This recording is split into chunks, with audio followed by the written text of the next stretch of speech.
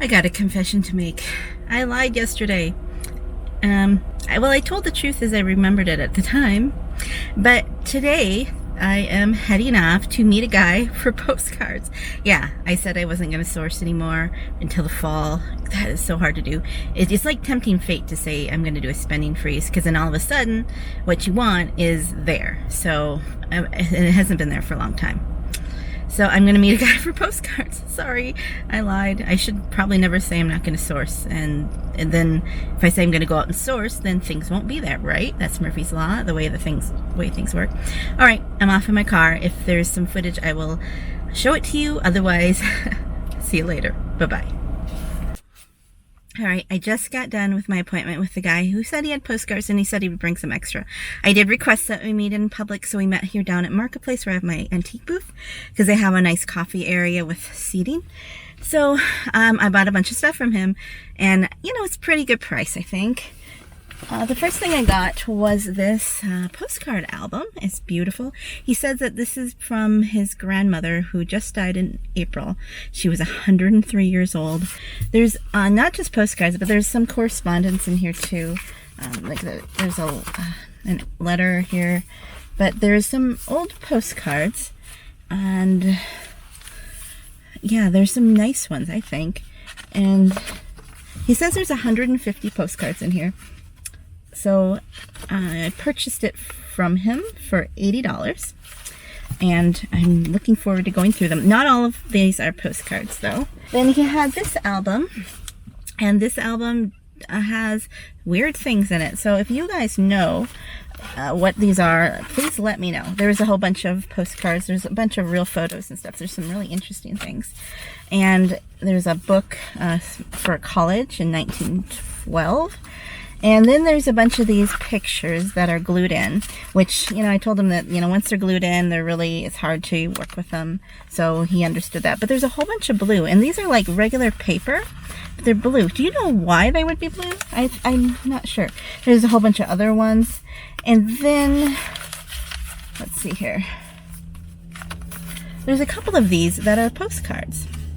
And they're a little stiffer paper, but they're still postcards. Real photo postcards as well. And so apparently his grandmother had done, or his grandparents had done, a clean out of a house in the 70s, and some of the stuff is probably from them.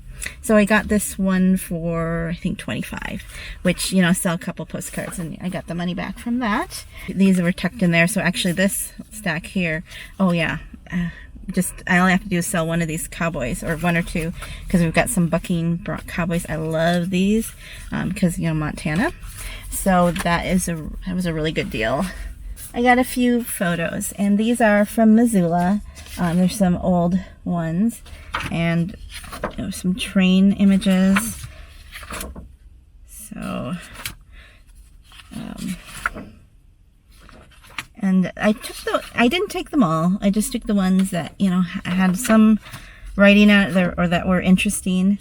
And there's a guy, the bartender here, he knew who he was, and he actually hung around with him when he was younger. A few more real photos. He threw in a Valentine. It's more of a modern one. This is pretty cool. This is for a movie that was shot in Montana.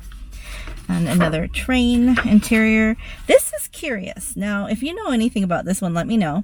It says Salt Lake City, the gateway to Yellowstone. Now, Salt Lake City, Utah, that's not really the gateway community we think of today. But if you know anything about this, let me know.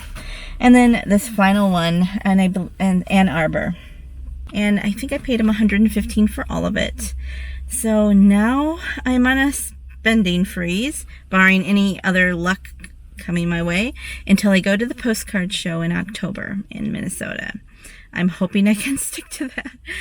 But I'm not going to be looking for anything, but if it comes my way, I'll have to consider it. But I'm really going to try not to source, because I've got plenty of work between the last lot I just got at the estate sale and now this. I've got plenty of work to do, plus the other stock that I have. Yeah, so let me know what you think, and I'm really excited to dig into these more than I was for the estate sale ones, because these are older and they look like they are really neat. So I like the old 1900, early 1900 ones a lot. So thank you for watching, and I hope you have a joyful day. Goodbye.